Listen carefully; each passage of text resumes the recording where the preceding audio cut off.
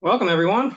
Thank you for joining us, and happy to have you here for Quincy Institute's discussion of this important new article from the three co-authors that are joining me today. My name is Jake Werner. I'm the director of the East Asia program at the Quincy Institute. Quincy is a transpartisan think tank that promotes ideas moving U.S. foreign policy and national security strategy away from global domination and militarism and toward diplomatic engagement and great power peace. And this article is directly relevant to those concerns because it goes to the question of what China's motivations and goals are in its foreign policy. It's an important new article. It has interesting methodology, and it has kicked off a social media controversy about how we understand these questions, probably primarily because it really does challenge the conventional wisdom that has grown up in DC around this question. So I am very pleased to be joined by the co-authors. We have David Kang, who is a non-resident fellow at the Quincy Institute, and the Maria Crutcher Professor of International Relations at the University of Southern California. Then we have Jackie Wong, who is an assistant professor at the Department of International Studies at the American University of Sharjah in the United Arab Emirates. And thank you, Jackie, for joining us quite late. And then we have Zenobia T, who is an assistant professor in the Department of Government at Georgetown University. So I think this article was particularly welcome precisely because there is something of a conventional wisdom that has hardened in Washington over the last 10 years. And to me, this really gets to a disconnect that I have seen between academics, China specialists on the one hand, and foreign policy practitioners and think tank writers in DC on the other hand. And often the kind of thinking in DC that people will rehearse as if it is unchallengeable truth, I think to academic ears sounds often kind of unhinged, or at least poorly founded. And so I just want to read to give kind of a flavor of this. I want to read a passage from a report that came out from the House Oversight Committee, the majority staff, which is Republican staff, last year in October. And this was a report that followed a series of hearings about the Chinese Communist Party's so-called political warfare in the United States. So the opening of this report, it says, the report exposes the CCP for what it is, a totalitarian force that enslaves its own people, surveils and harasses critics of the party and people of Chinese descent around the world, poisons tens of thousands of Americans every year with fentanyl, and actively seeks to destroy America. It seeks the downfall of the United States because the CCP views the American way of life as a threat to the authoritarian grip it desperately seeks to maintain. So I don't want to say that this is an extreme version of this view exactly, because this is actually quite common. And if you have the pleasure to attend congressional hearings, very often you will hear basically this set of talking points rehearsed quite regularly and without controversy. So it is mainstream, but I will caveat it by saying that I think there are much less inflammatory versions of this basic idea that the United States and China are fundamentally incompatible and they must be engaged in at least competition, potentially conflict, because there is a zero-sum struggle over who will control the global order. And so we don't always have this, they're poisoning Americans, they're trying to destroy America. But it is, I think, well established in DC that when we think about China, we think about a force that is incompatible with American interests, and that is itself trying to seize control over the world in ways that would be very destructive to American goals and values. It's kind of an open question how the Trump administration will shake up this received wisdom, because Trump's China policy is inchoate at this point. And if we have time, I would be interested in getting all your thoughts on this. But the main thing I want to focus on is the contribution that your article makes to this broad question: what are China's goals in the world? And to understand and to sort of throw at you some of the objections that have been put out there. We will be keeping some time at the end for audience question and answer. So everyone in the audience, please put questions into the Q&A as you think of them, and I will come to them, maybe integrate them in our conversation if it makes sense, but come to them at the end. So I want to I want to begin this conversation. I want to ask Dave to start with, what were the motivations behind this paper? I've tried to sort of frame the thinking in DC, but I'm interested in how you have reacted to that sort of conventional wisdom in DC, as well as your scholarly goals with this paper. Yeah, no, thanks. First of all, thanks for having us. I'm proud to be a non-resident fellow at Quincy, and so it's great to be here with my two co-authors. Um, yeah, and I think you've framed it fairly well. So, I've been studying for China for longer than 10 years, and I've watched what used to be a fairly robust discussion in DC coalesce over the last 10 years or so into a conventional wisdom of great power competition and China's out to get us, and we have to meet it, particularly militarily, across all domains. And what's particularly striking about that viewpoint is, as you said, by now it's sort of repeated as if it's just taken, it's obvious. It's just taken for granted. It's conventional wisdom. But there's two problems with that. The first one is I think that is not the view across East Asia. And in fact, the article that we wrote is probably much closer to the mainstream view across East Asia, which is that China is more internally focused than externally oriented, is more focused on regime security than it is on expansion. Um, and so, given that this is so important, and given that we saw U.S. foreign policy in some ways trending in a way that's harming the United States itself, which we can talk about. I had been working on this issue for a number of years, and it, probably first started with a review of some other books that had been coming out in the academic slash policy world that seemed to be quite influential, saying there's a long game to take over, China's long game to take over. We're getting China wrong. Jackie is my student and has been working on Chinese rhetoric and propaganda. That's his dissertation in his forthcoming book.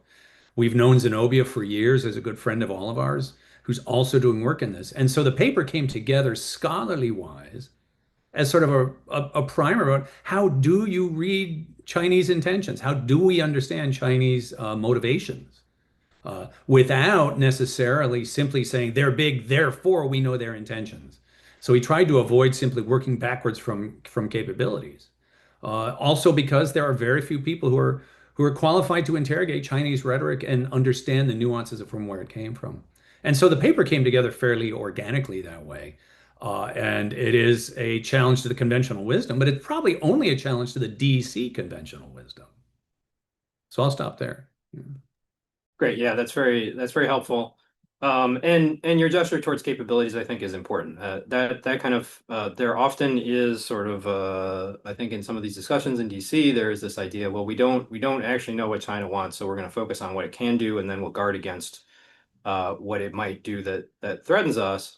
And unfortunately, I think despite the proviso there, uh, behind that argument is the assumption of what China's motivations are, because, and this is evident because when people talk about China's capabilities, they're always negative and threatening capabilities. They're not positive, cooperative, or positive sum capabilities that we could take advantage of by developing the relationship in this, that, or the other way. So I think it is really even setting aside the claim of some people like Bridge Colby. This is what Bridge Colby says in his book. Bridge Colby is the Undersecretary for Policy in the Pentagon currently. He says, I'm not interested in trying to divine China's motivations. I'm just going to act prudently given how powerful China is. But prudence can go in a number of different ways, depending on some unstated assumptions about what China's how that potential is likely to manifest itself. Thanks, Dave. So you mentioned Jackie and his work on this. I want to turn to Jackie to ask about the methodology of this paper. Um, uh, and feel free to nerd out on this. We welcome I welcome methodological discussions. I won't speak for all the audience, but I think it is methodology is often sort of the black box that people jump over so they can get to the conclusions. And this absolutely must not be permitted. We have to understand the methodology because the methodology helps determine the conclusions. We have to judge whether it's sound or not. So Jackie, could you tell us about the methodology of this paper? Yeah, so first, thanks for having me and my co-authors here. It's my pleasure to be in Quincy Institute to present our work. So basically, when we were thinking about this project, the first thing we think about is how to measure intention, right, as a latent variable.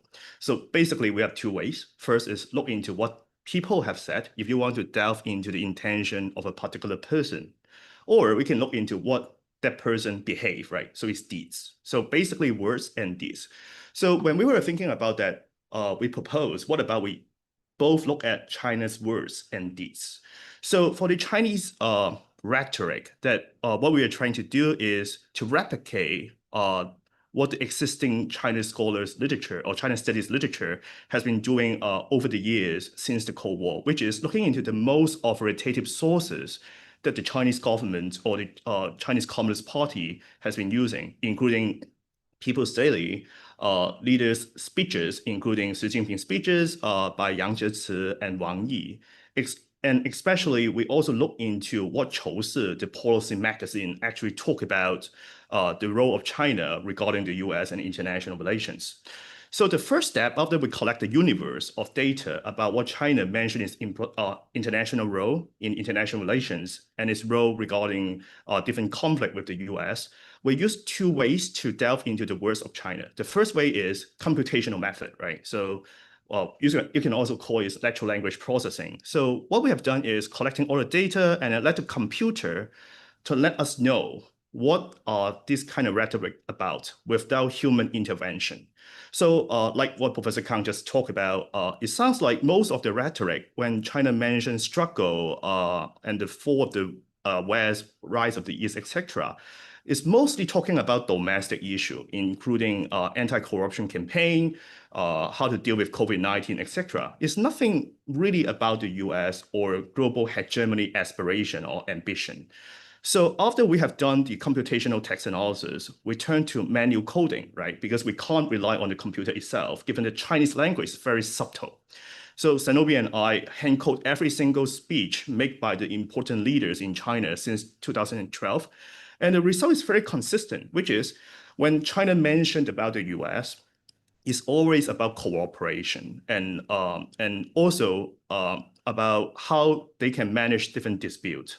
And lastly, we also believe that incorporating regional knowledge is very important to discern the intention of China. So we are not only looking into some standard phases like the rise of the East, the fall of the West, but we are also looking to other important words, including the chaos of the West, the order or the rule of the East, etc., to make sure that our analysis is comprehensive and get to the heart of what China actually narrates its international position or status to answer the bigger question, which is, what does China want? That's it. Thanks, Jackie. So now Dave already sort of gestured towards the basic conclusions of the paper, but Zenobia, I wonder if you could develop that a little bit more. I'll read to you what I take to be the thesis statement of the paper. The three of you write, overall, China is a status quo power concerned with regime stability, and it remains more inwardly focused than externally oriented. More specifically, China's aims are unambiguous, China's aims are enduring, and China's aims are limited. Could you just expound on that, what exactly those conclusions are? Sure. So, like Jackie mentioned, we identify different keywords and we also read all the speeches by Xi Jinping and other major leaders in the Chinese Communist Party as well as the Chinese government. And I want to elaborate a little bit on what Jackie mentioned about struggles. So this is a Marxist principle where it reflects the CCP, the Chinese Communist Party's commitment to achieving and safeguarding its political, ideological, and economic goals. And it's what we found is that it's often used in public discourse to highlight critical missions and priorities. And like Jackie mentioned, a lot of the articles that were published in People's Daily in Qiushi, whenever struggle is mentioned, it's about domestic issues such as the COVID-19 pandemic, domestic corruption. And when we look at other keywords related to other international events, such as the East China Sea and the South China Sea, we don't often see struggle being used to describe these events or challenges. And so we believe that a lot of these struggles that were actually mentioned that were critical to the Chinese Communist Party were actually domestically driven. And the other thing I want to talk about is the phrase rise of the East and decline of the West. This often, a lot of Western commentators would say that this is China's justification for its quote unquote hegemony or like new global leadership. But what we see from qualitatively reading these articles published by official authoritative outlets of the Chinese government is that this is the phrase that is used to justify adhering to the parties and to Xi Jinping's leadership or support their domestically focused policies. So, for example, what we found when this phrase rise of the East and decline of the West was used, it was a lot of times in 2020 to 21, it was related to zero tolerance COVID policy or to China's model of modernization. And all these articles where this phrase showed up, none of them were framed in the context of geopolitical competition or expansionism. And relatedly, often when we read this phrase, the subsequent phrase or sentence that is often ignored is China has no intention to replace the United States. So in our exercise of reading these different articles, what we also found is that Xi Jinping himself repeatedly and very explicitly mentioned that he doesn't want China to be in a quote unquote Thucydides trap. So, and also the Foreign Minister Wang Yi, in one of his meetings that was widely cited, the one with Marco Rubio in January 2025, where he asked Marco Rubio to act accordingly. And when we really looked into the transcript of that event, the act accordingly was actually related to Taiwan, which from the PRC's perspective, it is an internal affairs of China because China sees Taiwan as part of itself. And actually, in the same meeting, Wang Yi repeatedly said very explicitly that China has no intention to replace the United States. So all these different pieces of evidence led us to argue that we believe China is a very inward-looking and domestically focused rising power, if you will. And when it comes to international affairs or geopolitics, a lot of the keywords we found were associated with cooperation. Great. So is it fair to say that China is capable of quite aggressive action, but that it will focus this action on what it deems to be its territory? So if we're talking about coercive or violent campaigns directed at Xinjiang, at Tibet, at Hong Kong, or potentially at Taiwan, those are all sort of covered within what you would expect to see based on your results. You're not saying that China is not going to act in coercive or violent ways, but you are saying that coercion and violence will not be directed beyond what China considers its own territory. Is that a fair interpretation, or correct me if that's not quite right? We would say this is a fair interpretation because the regions you mentioned, Hong Kong, Taiwan, Tibet, and Xinjiang, these are territories that the PRC sees as its internal affairs. And in most places in the world, these are widely recognized as Chinese territories. So I think we shouldn't translate China's action in these internal regions, or at least what it sees as internal regions, to what it would do in other parts of the world. And in our analysis, when we look at regions like South China Sea or East China Sea, what we found is that a lot of times the Chinese government, when they mention claimants in these different disputed areas or territories, a lot of times it's about cooperation. And in fact, there have been a lot of negotiation in settling a lot of the disputes. Okay, great. Thanks. That's very helpful. All right, so we have kind of a sense of what the paper is arguing now. I want to, and as I mentioned, there was a lot of back and forth on social media debating the methodology, the conclusions, the motivation, your motivations, as of course happens on social media. I want to kind of distill some of the objections and get your response to them. I think that I'm eliminating the sort of bad faith objections, so we don't have to deal with those. But I think that there are substantive objections that were raised on social media. I want to have your response. So I'll start with Jackie, because I know that this question is something that you've worked on. I think the sort of knee-jerk response that a lot of people had when reading this article was, well, why would you ever trust something that the Chinese government says? You're saying this is what the Chinese government says, but why would you assume that they're serious, they're not lying, they're not just doing it for PR purposes?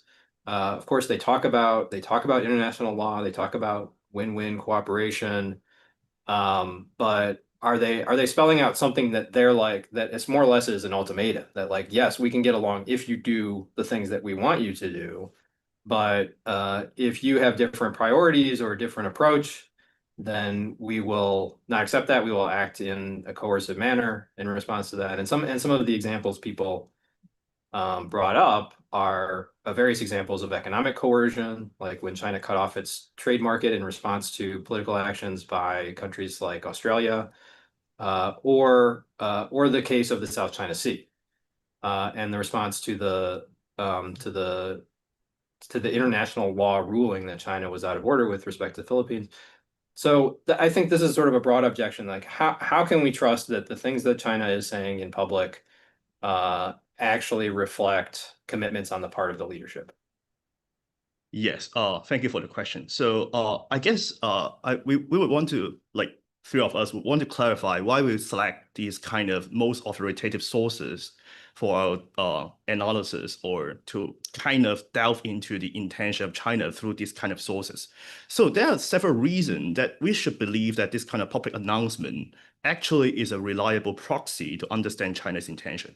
So the first thing is, if we study propaganda, not all propaganda channels are created equally, right? So for example, if you think about Global Times, it's a sub-branch of People's Daily, right? But if you think about what is the role of People's Daily in China or in the Chinese Communist Party, it's actually representing the will of the Central Committee of the Chinese Communist Party, which is the most important organ of the party state. So if People's Daily publish something, it means it's representing the reputation of the central leadership. And I can give you an example, which is what Ellen Whiting has been written in 2001, I guess, in International Security, which is during the Korean War, the US ignored all the public signal used by the Chinese government, including the very explicit threat made in People's Daily. And when the Korean War broke out, they underestimate China would really send a force into the border. And then they also miscalculate how much casualty China is willing to put up to for the fight. So this kind of public information actually tells us a lot about what are the bottom line of China and what China would do in the next few days, at least. So in my book dissertation, I have all the People's Daily covering from 1949 to 2024. And what I found is that when China is serious about something, including like what you have said, right, economic coercion against the Philippines about the South China Sea, or even to Australia about the human rights dispute, or the COVID-19 kind of dispute with the Australian government, people say it's very explicit about why they are kind of concerned about this issue and why other countries should understand the position of China. So these are two separate issues, right? Whether we should believe what China said in People's Daily and whether this kind of rhetoric is getting more offensive. These are two separate questions.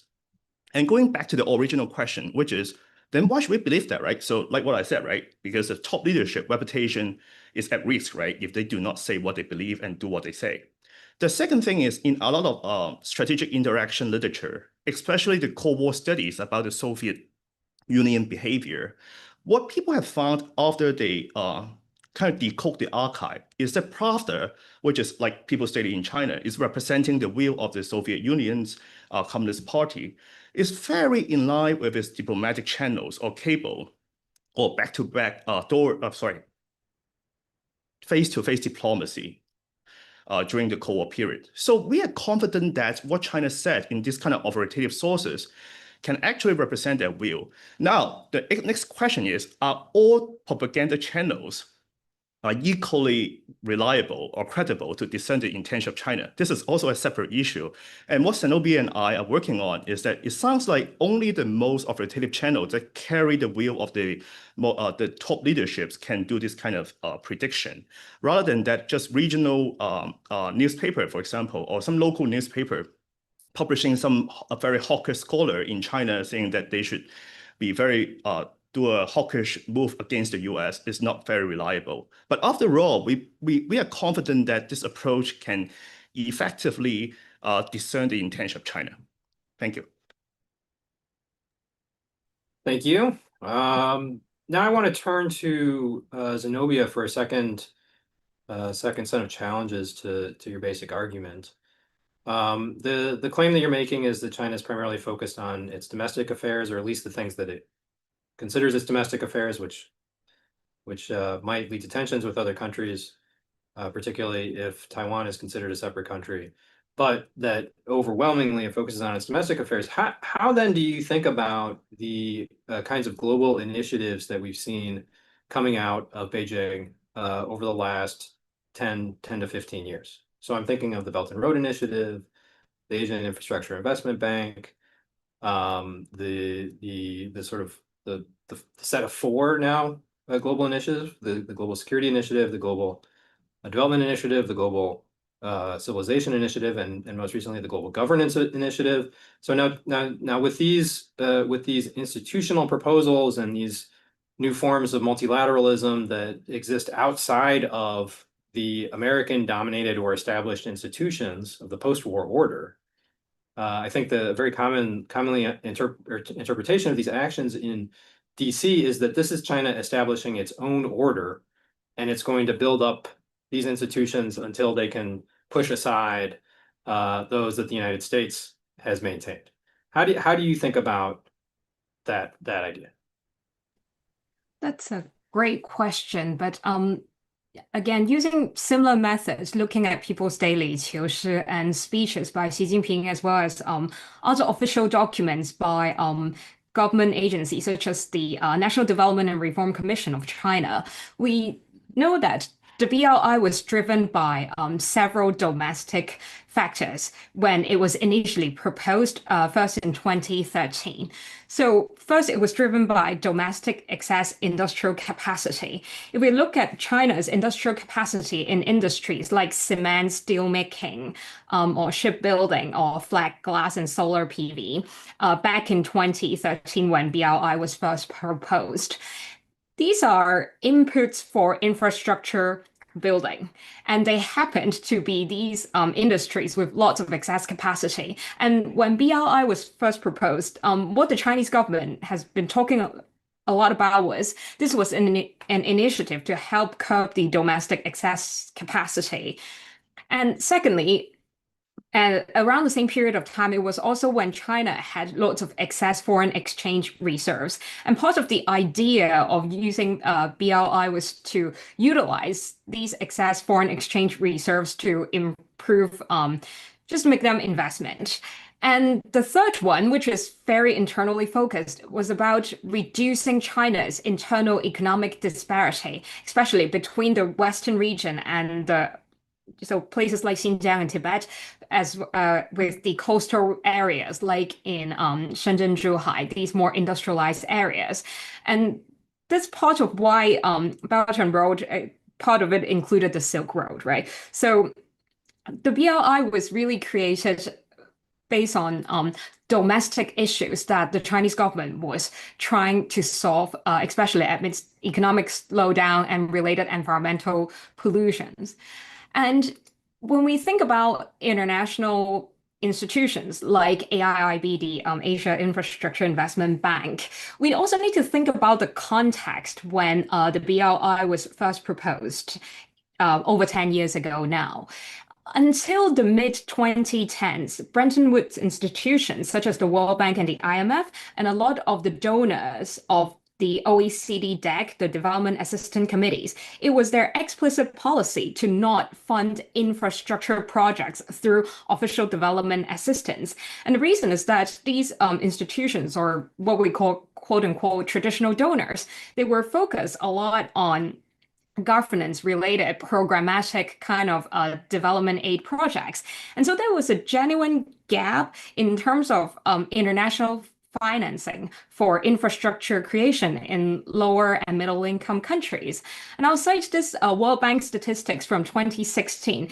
Back in that time, it estimated that there was a US $1.05 trillion financing gap in infrastructure creation in lower and middle income countries. And it was such a huge gap that no development assistance could fill. So AIIB came into the market, if you will, to kind of fill this gap that no other donors or institutions at that time was willing to fill. And when we also think about how the BRI was initially designed or implemented, so in 2015, Li Keqiang, the Chinese premier at that time, he personally took this trip to Paris to the OECD headquarters to discuss with the analysts and economists there about how China could use BRI as an opportunity to help reduce domestic excess capacity. And since then, a lot of the BRI initiatives under the BRI has always been related to international cooperation and solving China's domestic problem. Excellent. Yeah. I will say this is a literature that I'm familiar with, and your response really fits in with what a lot of other scholars have found when they've analyzed the BRI. And it should, and I should say when I have made, when I have rehearsed similar arguments in DC, I've had highly placed people say, well, everybody knows that the BRI is about taking over other countries' infrastructure so that they can be dominated geopolitically. And I think I want to draw attention to the phrase everyone knows, because, okay, we can have a debate about that, but it certainly is the case that not everyone knows that, because there is an extensive academic literature about these things that has very different conclusions. And yet the policy community in DC seems unaware of that literature. So again, I just want to highlight that disconnect. Just to follow up on this question, Zenobia, the BRI, I think the case you're making about BRI is very strong. Then how do you understand the four global initiatives, which seem to assert more of a desire to reform the global infrastructure rather than just like infrastructure of governance, infrastructure of ideology, even those seem to signal aspirations about changing the global system in a way that BRI maybe doesn't. How do you think about those four initiatives? I think in general, when the Chinese government or Chinese leaders talk about global governance, I think they're very focused on the United Nations-led kind of international order. And as we know, in the last 10 years, China has been quite active within the UN systems, to lead reform and contribute increasingly more financially to different initiatives within the United Nations. And I would argue that's not necessarily China wanting to replace world order, because outside of China, a lot of policymakers, analysts, and scholars would agree that the United Nations does need some reform, and China is trying to play a role to contribute to it. But ultimately, it's still working within an existing system that has been working since the Second World War. Right. Yes. Okay, great. That's helpful. Because when I think much of this debate hinges on terms like revisionism, which for those who are not initiated into foreign policy world, revisionism is when you're trying to change the global status quo in some fundamental way. And usually when it's brought up in these debates, it's considered automatically threatening and bad. But at the same time, it's quite clear China does want to reform the global system. The United States also wants to reform the global system. And most other countries also want to reform the global system. And maybe we shouldn't even be talking about a single global system, because there are different aspects of it that often run into tension with each other. And so that question of, is this a threatening power trying to overthrow the system, or is it a status quo power that's trying to preserve the system? That binary might not be so helpful here. And I just encourage everyone who engages in these debates to be clear about what you mean when you talk in these terms of status quo versus revisionism. whether you think any reform is threatening, and maybe that makes you outside the mainstream of the way that the global system is moving right now. I want to come back to you, Dave, and come back to this question of what some of these hot button phrases that are often thrown around in Washington discussion about China's intentions, how we should interpret them. So Zenobia already mentioned the West is declining and the East is rising. That line. We have a line from one of Xi Jinping's major speeches about how China will become a leading global power in this century. We have, and then I wanted to also bring in one of the questions that we got here from Dong Yu, who says that the Western narrative about China's newest parade in Beijing is that China is showing its muscle to reshape the international order, particularly considering Chinese, Russian, and North Korean leaders were really highlighted there. It was the Putin and Kim Jong-un and Xi Jinping who were sort of the center of the frame of the big parade.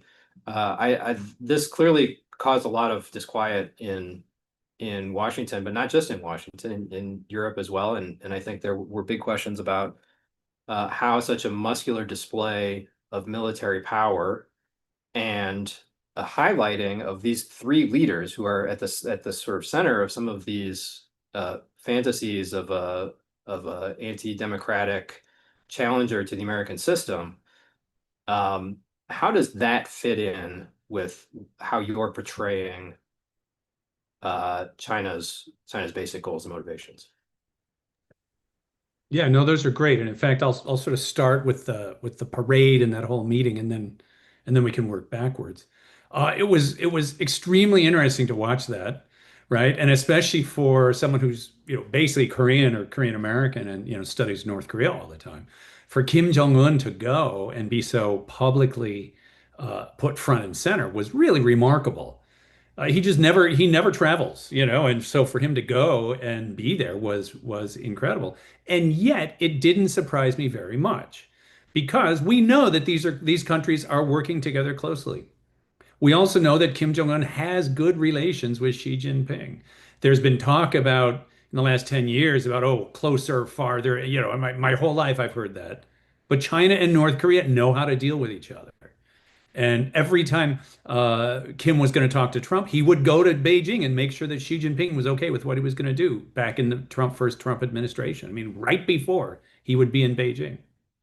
So this isn't a surprise that they get along. I'm actually not even surprised by the military hardware. These are the kind of things that we know. What surprised me more, and I don't mean to avoid this subject, but what surprised me more, and this goes back to, I think, a larger question, is that when Vietnam held its 50th anniversary for sort of uniting the country, winning the Vietnam War against the United States, 75 to 2025, and then its 80th 1945 celebration, PLA units marched in Vietnam. Right, the PLA was right there in the military parades with Vietnam, a pride of place.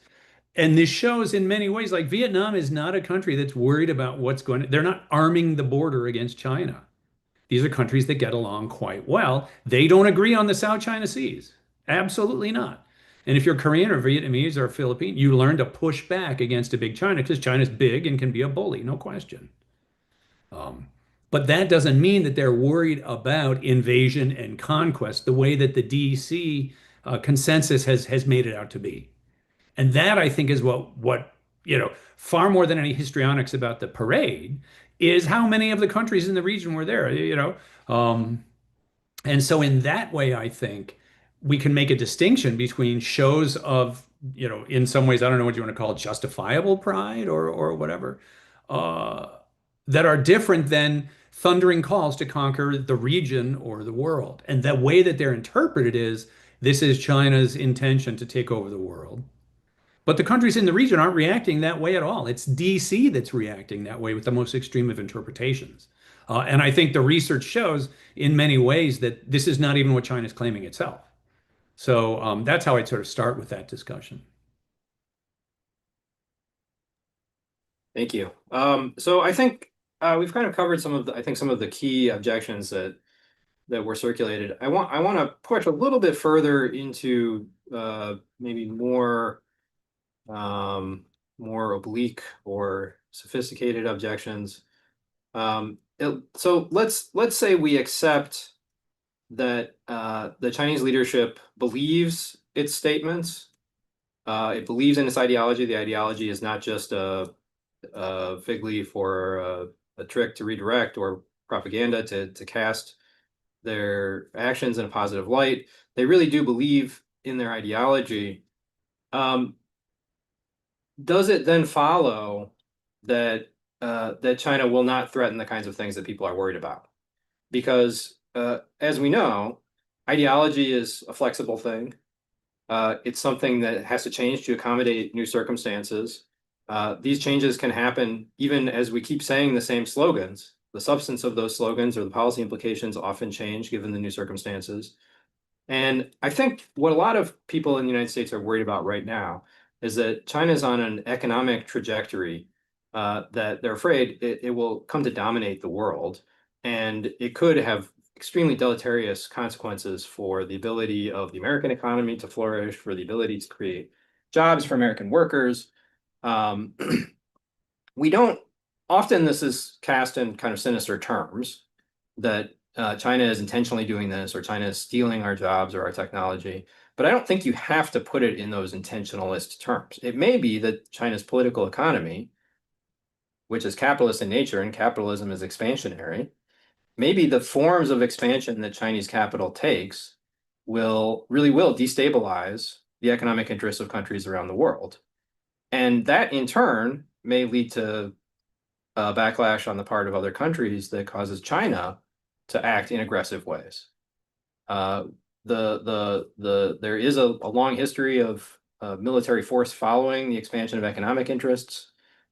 We've seen China only has one formal military base, but it was set up basically in service to economic expansionary goals, protecting the presence of Chinese people and Chinese capital in East Africa. So I want to ask Zenobia about this because your work impinges on this question. Can we are we worried about that even if the findings of your paper are valid, they might become outdated because of some structural feature of Chinese growth expansion and how that's connected with military interests? That's a great question. I think if we believe in the IR literature, there are a lot of arguments about how rising power might change their goals over time as they become more powerful. But I think for China's case, at least what we can see is internally, it's still rife with domestic problems and concerns that could potentially destabilize the current regime. And I believe the current regime would like to focus much more on, we see economic development, youth unemployment, and issues like that. I think those are much more pressing domestic issues. So, looking at a lot of statistics, we might be seeing that China is a growing economy. But I think we should still be aware that it grows from a relatively small baseline compared to, say, the United States. At a per capita basis, is still not one of the richest country in the world. And so I think from that sense, maybe much further down the line, my assessment would change. But for now, I don't see how China would be turning away from being more internally focused, as we've argued. Okay, yeah, that's great. There is this objection, I think that people, or not objection, but an idea that people often raise is that China is suffering internal problems, and so it will turn to outside aggression in order to distract the population from those problems. And as far as I can tell, people aren't actually able to illustrate this with any examples. So we shouldn't rule it out, I suppose. But given the political culture of China, it seems unlikely, and I think that's in line with the argument you're making. Dave, I want to come to you. I want to ask about the role of culture in all of this. I think one of the salient distinctions between the argument you're making and the kind of argument that often holds power in Washington is basically the idea. I think people in Washington tend to say states always want to expand their power. There's one variety of this that says that's bad because China is bad, because it's an authoritarian power, because it abuses human rights. China will expand its power and it will extend those practices beyond its borders, so we have to stop it. There's another version of this that doesn't make those same kinds of moral judgments and just says every state wants more. China is going to try to get more, and we have to make sure to stop them because they're going to take our stuff. We also want more, and that's fine. That's just what people want. People want more power. They want more money. That's how it's going to work, and we're going to have to come into conflict with China about that because China is the most powerful country in the world. And both of those versions, they're quite different, but they share an underlying assumption about there's this kind of abstract quality to states. They all do these things. And the United States does these things. It wants to expand its power, maybe on behalf of human rights or maybe just on behalf of having more. China will do that too. The argument that I think you're making is that we need to attend to the specificity and the rootedness of China in history and culture, that you can't make a priori judgments about what states will do until you actually understand the position those states are coming out of. And it seems that one of the key claims in this article is that these are that China's overseas interests, or as Americans often perceive to be overseas interests, its priorities, its commitment to territorial integrity and how that could affect the international system. All of these things go back much, much before the Chinese Communist Party. And I wonder if there's a danger in that argument. So just as the first side of it, the universalists kind of reify this abstract idea of what drives people. Are you reifying culture when you do that? Are you taking culture and saying, well, that's just the way it is. It's sort of like innate in China. Is there the writing that I've done on this question? I have been much more. I've looked much more closely at the recent history that Chinese leaders themselves in their lifetimes have experienced and how that has shaped their thinking on these questions, shaped their ideology, shaped their motivations. So could you just talk a little bit more about how the role of culture, what role culture plays in this explanation, and how you would ground it, something that could go run back through Guomindang rule, back into even to dynastic rule? Yeah, sure. No, I think this is one of a fundamental question that we have. Is everybody the same? Are there universal ways in which states behave or what states want? Or do different regions of the world, do states have different cultures and values and histories and ideologies? It's really easy. And people say this without history teaches the lessons of history. But they're all European lessons. It's always Athens. It's always Greece. It's always Germany. It's European lessons, as if Europe can be extrapolated across the world. Maybe. But I think a lot of the research that we're done, is showing, yeah, all states can want to have security and have a sense of safety and things like that. But those are so abstract. And when you get to the specifics, you do need to understand where they come from, the issues they faced, and the ways in which their understandings or cultures have evolved over time. And it's actually not that strange of an argument to make if you're not a social scientist who says we're all the same. Why wouldn't countries have different experiences that forms how they think about the world today? And the argument that we make here is that when we're talking about, the CCP, and I saw one of the questions in the chat said, why are you talking about the CCP and not China? I mean, one of the arguments we make is that the reason, for example, that the CCP today cares about Taiwan is not for instrumental reasons of power or expansion or something else. They would care about it if it was worthless. If it had no military or economic NVIDIA or AI chips or whatever else, right? They would care about it no matter what. The same way they care about, for example, Xinjiang or Tibet.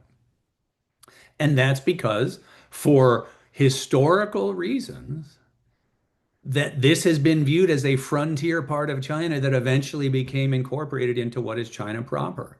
And that when it was taken away by the Japanese, You have Qing dynasty officials saying this will be a sore spot for us for generations.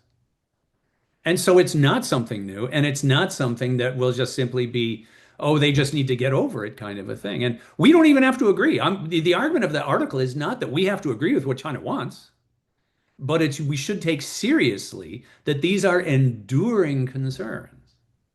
And that understanding where they come from and explaining where they come from helps us better understand what the Chinese Party, Communist Party today is going through. So to that extent, it's not necessarily a reification, but I will proudly say over time, and this is only for other eggheads in the room. I'm not going to drag them down, but I am an area specialist, right?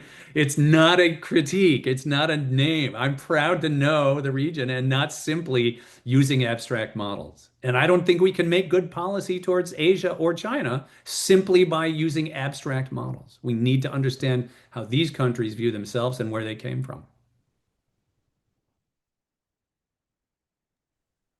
Great, thanks, Dave. Well, we're coming to the end of the hour here. I'll turn to questions in the Q&A. There's one here for Jackie. Joshua Shun said, thanks, Jackie, for using the Korean War as an example of Chinese rhetoric, originally dismissed by the US. Was your research able to correlate other more recent statements from the Xi Jinping era with corresponding policy actions, especially as related to military or diplomatic intentions? Yeah, so one of the very significant, I won't say significant, but important observation that everyone should draw when they're kind of thinking how to forecast or predict Chinese foreign behavior is the case of when Nancy Pelosi landed Taiwan several years ago. So when you pay attention to that crisis scenario, people steadily didn't say anything until Nancy Pelosi really decided to land Taiwan. Right before this, Global Times, a lot of academic scholars in China saying that, oh, if Nancy Pelosi is landing Taiwan, we'll do X, Y, Z. Never happened. But when people steadily said something on that day, we have the data set with Zenobia as well, kind of capturing the number of jet fighters crossing the middle line into the air zone of Taiwan. That day that week, actually not that day, had more than 400 jet fighters crossing the middle line between China and Taiwan. So I think People's Daily is a very credible devices to, especially in foreign affairs, to forecast Chinese behavior, whether to escalate or not. And yeah, I hope I answer your question. But actually, more than that, if you pay attention to the recent behavior of China towards Taiwan, you can also see a lot of clues what China is going to do regarding this kind of issue. Thank you. Thanks, Jackie. And for those interested in this issue, Jackie's this scholarly agenda is about this question of China's signaling. So I encourage you to look up some of his publication and his forthcoming work on that issue. Dave, I want to come to you. A number of the questions are about why you think your conclusions are so different from DC conventional wisdom. And of course, some of this can be put down to just there's a lot of people talking about China in Washington that don't actually know anything about China. But there are people who do know quite a lot about China. And the names that came up a couple of times here are Kevin Rudd and Rush Doshi, both of whom have written scholarly work on this issue. So this is sort of a joint question. Why do you where do you see really the dividing point between your interpretation and that's coming from people like Doshi and Rudd on the one hand, and then maybe a larger question, these may be connected or they may not. How is it that Washington ended up in such a different place, despite the evidence that that you're raising here and that other academics also have developed? Yeah. No, I mean there is a debate. It's way more truncated than it used to be. And so I don't think that's hard to show. Almost even in the academic literature, there is much more simply assertions. China's aims to take over the world are unquestionable. And so I think that's where, for example, I and Doshi, who's the one who made the long game, who talks openly about the need to contain and compete with China in ways that are basically military focused. That's where we disagree. And I would say that is the mainstream convention. We can find people, Michael Swain, Paul here, others as well, who don't agree with that. But Jessica Chen Weiss. But overall, I'd say by far the mainstream is Branson Beckley, Colby, Doshi, Friedberg, etc. Why do they end there? I would say there's two reasons. And again, this is where I'm speculating now because this isn't my scholarship's about Asia, not about DC. But I found it very interesting. And one reason is that I think in the United States, we have a harder time understanding how other countries could behave. I watched the end of the Cold War, and then we sort of searched around for who's the next one that will be that clear competitor. And maybe it was going to be this, maybe it was going to be that, and China fits our worldview of what we think international relations is like. And there definitely is an American worldview there that is different from probably the way many other countries would view it. And I also think that there is an incentive within Washington to say things that are considered to be within a certain range of acceptability. And once there gets to be a sort of consensus, then everybody sort of troops over and gets within those margins. And that's very safe, regardless of what the reality is. All right. It is my custom to try to end these sorts of webinars on a positive or hopeful note. And so with that, but before I do that, Dave, I think this sort of points at an issue that one of the commenters raised. Sharissa Wu writes that or raises the question: is there a risk for a self-fulfilling prophecy here? In that, if the U.S. continues to be belligerent and treat China as a hegemonic hopeful, that China will have no choice but to respond in ways that basically are aggressive. And can you just give a quick answer on, and if you see that as a threat, Dave? Yeah, I mean, I actually think the far greater threat that is potentially one thing about economics is the way that you get better is with market competition. That's not bad. And I think that the current US strategy of decoupling and not engaging is ceding the ground to some incredibly important technologies and spaces, green technology, solar, EVs, etc. I don't think that's good for the United States. But the self-fulfilling prophecy is far more likely when we say the worst case scenario for China is a war over the Philippines. How are we going to defend against a war against the Philippines? We flood forward military forces and cause a reaction. I think that is much more likely to create a self-fulfilling prophecy of worst case war scenarios. Okay, so that kind of lays the stakes here. That there is a real danger that that we're stuck in a security dilemma where both sides feel like they're acting defensively, but are making the other side feel less and less secure, and we get a kind of spiral towards conflict.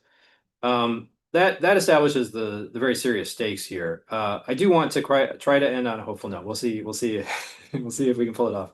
A number of the people in the Q&A asked, what should the U.S. and China be working on if they could get away from this worst casing and the fear mongering, and maybe as a way to get away from that, working together and recognizing shared interests, I think is you have to sort of put in practice the idea that you can live together sometimes before you can see that you can live together. So what are and this is something that you raise in the article. You don't develop it in the article, and that's fine because it wasn't a 1,000-page article.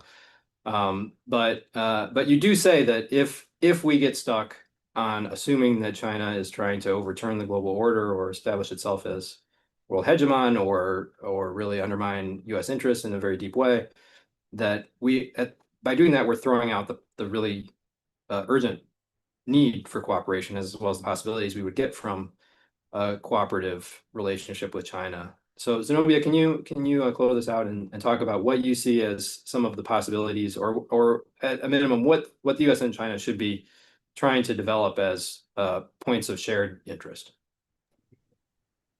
I would argue that global health, environment, pollution, international standards, safety standards, there are a lot of things that are important, not just to China, to the United States, but to many countries around the world. And I do believe that there are common grounds for the US and China to work together on these issues that affect not just these two countries, but also other countries in the world. And I think one example we used to hear a lot in DC before this current Trump administration was fentanyl, how the Chinese government and the US actually work together to, reduce the misuse of that drug. So I think overall in health environment, there are a lot of ways that these two governments can work together.